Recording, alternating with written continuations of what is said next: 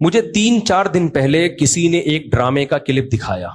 लोग कहते हैं मुफ्ती साहब ड्रामे देखते हैं, मैं ड्रामा नहीं देखता, अल्हम्दुलिल्लाह मुझे शौक ही नहीं है ड्रामा देखने का. तो लेकिन क्लिप दिखाया, मुझे ख्याल हुआ कि मैं इस पर बात जरूर करूंगा कि किस तरह से ड्रामों फिल्मों में आपके घर के माहौल को खराब किया जा रहा है, औरत को मर्द का बागी बनाया जा रहा है, बहू को सास का बागी बनाया जा रहा है आजादी के नाम पे. तो मैं ये बात इसलिए रिकॉर्ड करवा रहा हूं, इन लड़कियों से कहता हूं खुदा की कसम ये ड्रामे फिल्में तुम्हें आजादी नहीं दिला रहे, तुम्हें बर्बाद कर रहे हैं. ये वो ड्रामे का क्लिप ये दिखाया. अब पूरी बात तो मुझे मालूम नहीं.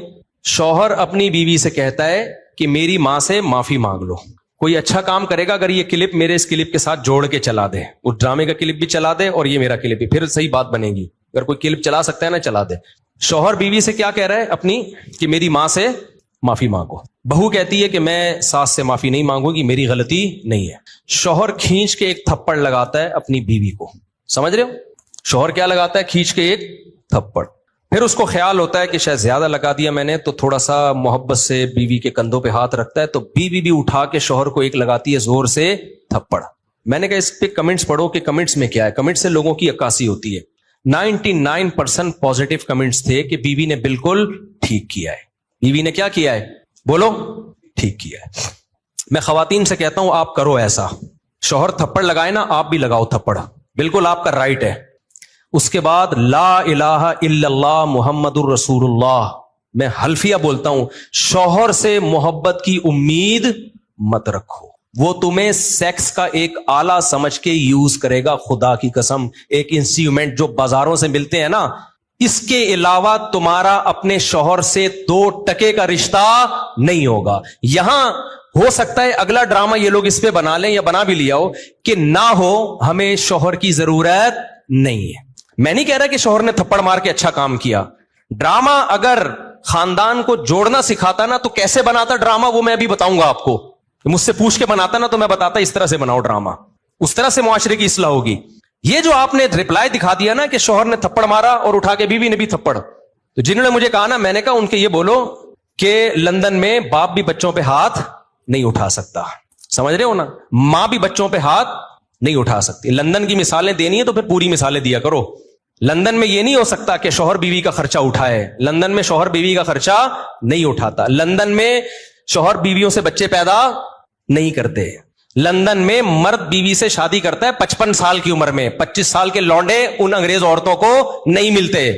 लंदन में एक आदमी 100 औरतों से मुंह काला करके जब थक के बुढ़ा हो जाता है ना, फिर बीवी से शादी करता है जाके. वो जब लंदन को लेना है तो पूरा लो लंदन को मेरे भाई. आधा बोलते क्यों नहीं लो, आधा नहीं लो. लंदन में अंग्रेज बुढ़े बीवी से वफा करते हैं, 100% करते हैं. 50-55 साल की उम्र में जब बुढ़े हो जाते हैं, 22 साल का लौंडा बीवी से वफा करे और शादी करके उसका खर्चा उठाए. ये आपको अंडा मोड़ पे इसकी मिसालें मिलेंगी. इसकी मिसालें आपको लंदन में नहीं मिलेंगी. समझ रहे हो? हम गरीबों के यहां मिसाल, मेरे भांजों ने शादी की, एक 20 साल एक 22 साल, तो 3-3 4-4 साल से वफा कर रहे हैं. किसी औरत से उनका रिलेशन नहीं है. ये लंदन में मिसालें नहीं मिलेंगी. मिलेंगी 55 साल के बुढ़ों की मिलेंगी, जब किसी काम के रहे नहीं तो बीवी से, वो कहते हैं बीवी से गोरा वफा करता है. हजरत आप लंदन से आए हैं ना? सही कह रहा हूं गलत कह रहा हूं? तो ये लंदन की ना ड्रामा फिल्म में बहुत दिखा रहे हैं, लंदन में औरत पे हाथ नहीं उठा सकते. अमेरिका में कोई हाथ उठा के देखे तो ओ भाई नहीं उठा सकते, लेकिन वहां मां बच्चे को भी चमाट मार के तो देखे.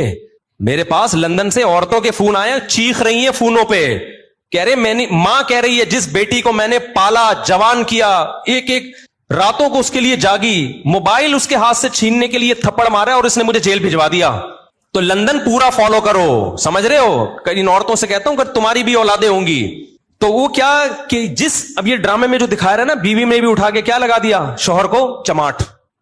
तो नीचे 99% कमेंट्स जो हैं पॉजिटिव कि बेहतरीन काम किया. ऐसे मर्द का यही इलाज होना चाहिए. सास को बहू पे कोई हक नहीं है. वो क्यों माफी मांगे?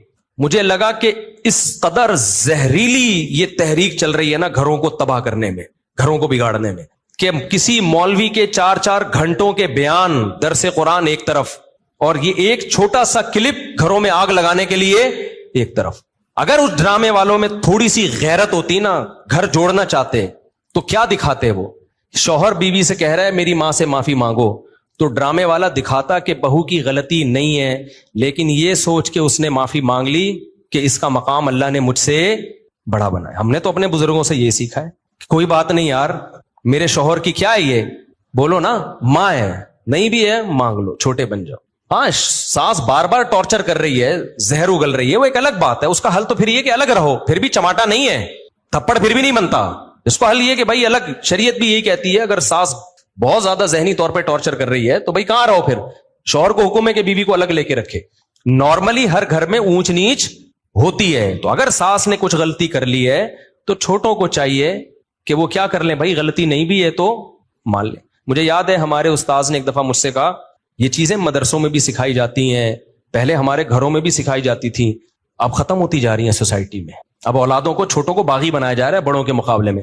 مجھے یاد ہے میرے استاذ نے ایک دفعہ مجھے کہا, میں شاگرد تھا, مجھے انہوں نے کہا کہ چائے بنا کے لے آؤ, دودھ کی چائے نا.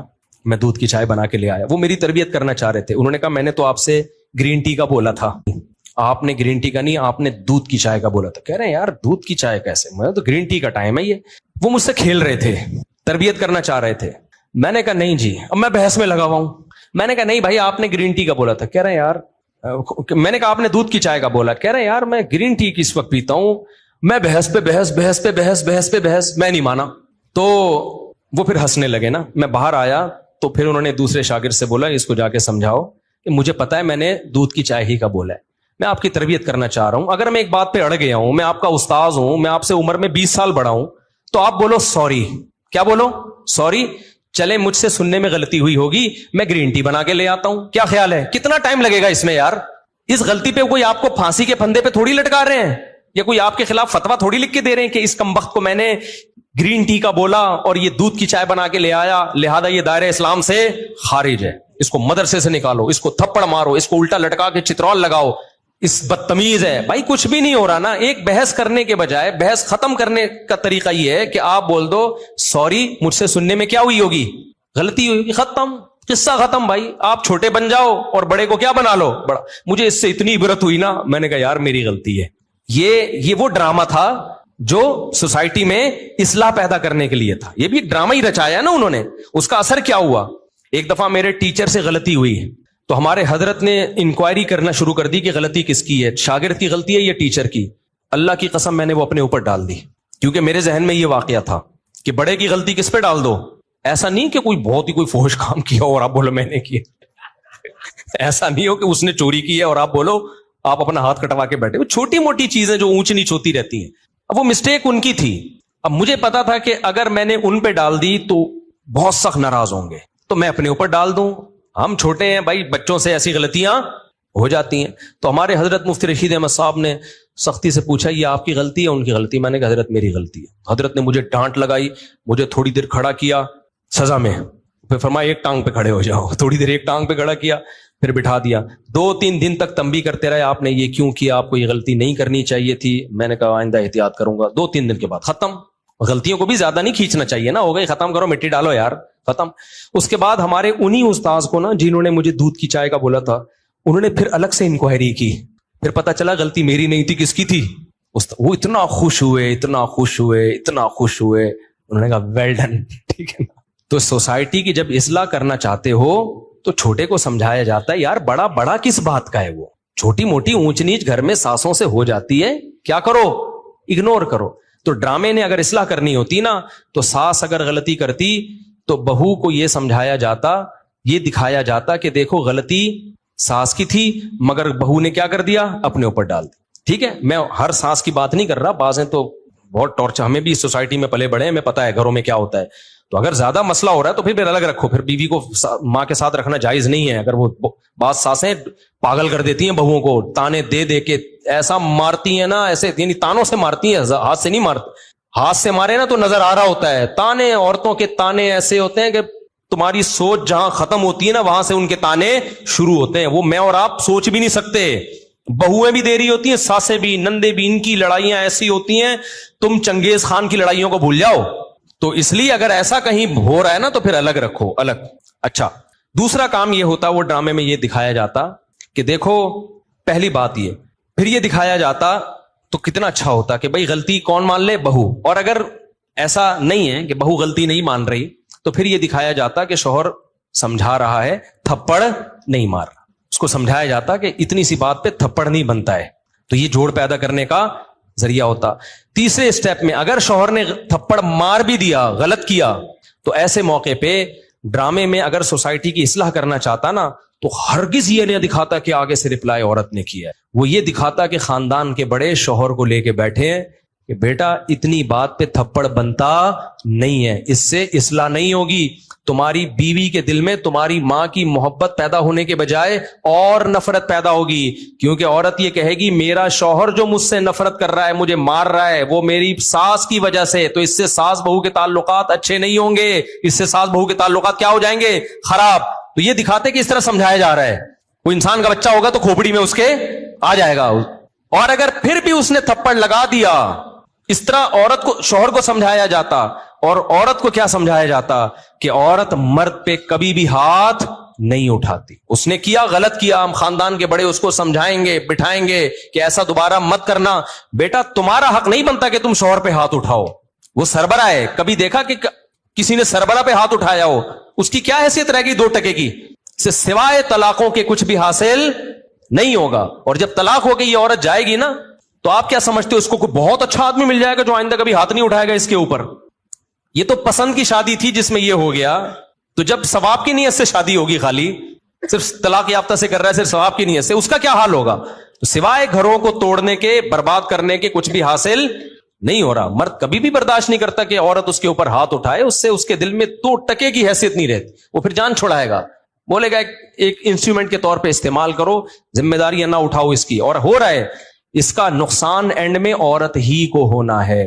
تبھی جو خاندانی لوگ جو بیٹیوں کا گھر بساتے ہیں نا, وہ اپنی بیٹیوں کو ہمیشہ سمجھاتے ہیں بیٹا شوہر کی اونچ نیچ کو تم نے گھر بسانے کے لیے برداشت کرنا ہے. اپنا بتا رہے ہوتے ہیں کہ ہم نے برداشت کیا تو آج ہم لائف کو انجوائے کر رہے ہیں.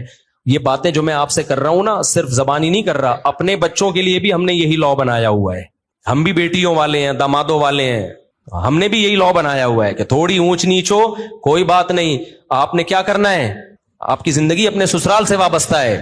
شوہر کبھی غصے میں ہوتا ہے, کبھی نارمل موڈ میں ہوتا ہے, گھر بسانے کے لیے اونچ نیچ کو برداشت کرنا پڑتا ہے.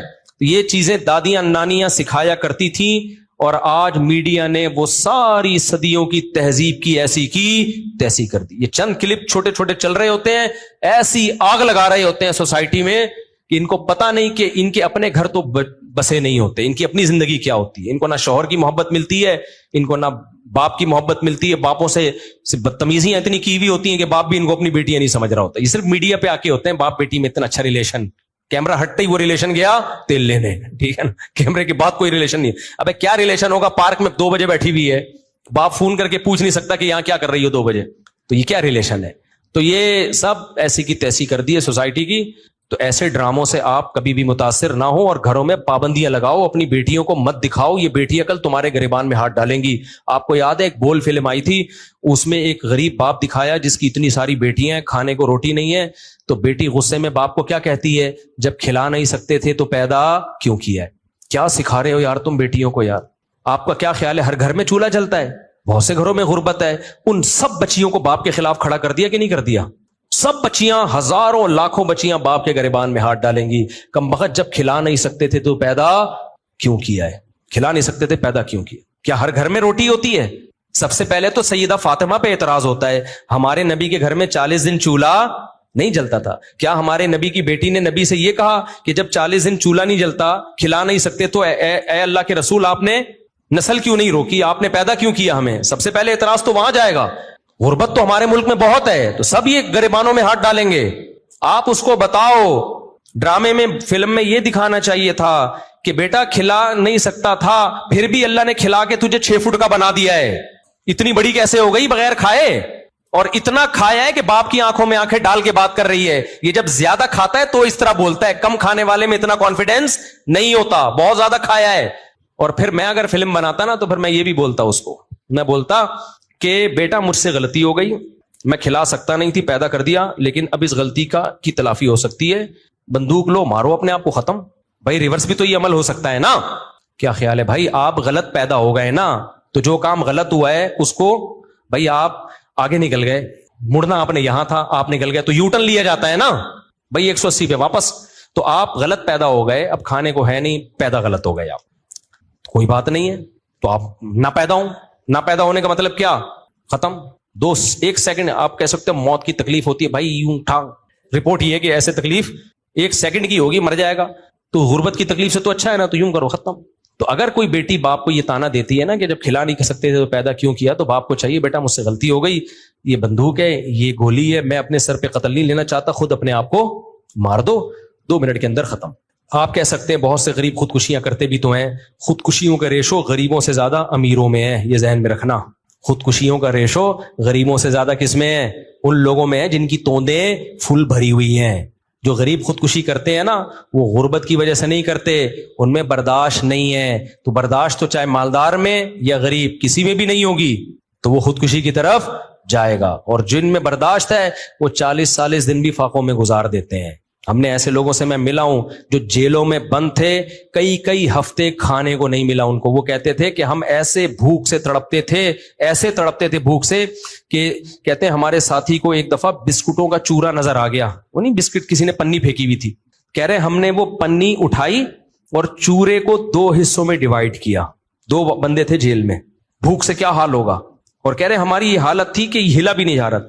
چورے کے 2 برابر حصے کیے, ایک حصہ یوں کر کے کہتے ہیں میں نے زبان پہ رکھ کے کافی دیر تک چاٹتا رہا کہ نگلنا نہیں ہے فوراً, تاکہ تھوڑا ٹیسٹ آتا رہے.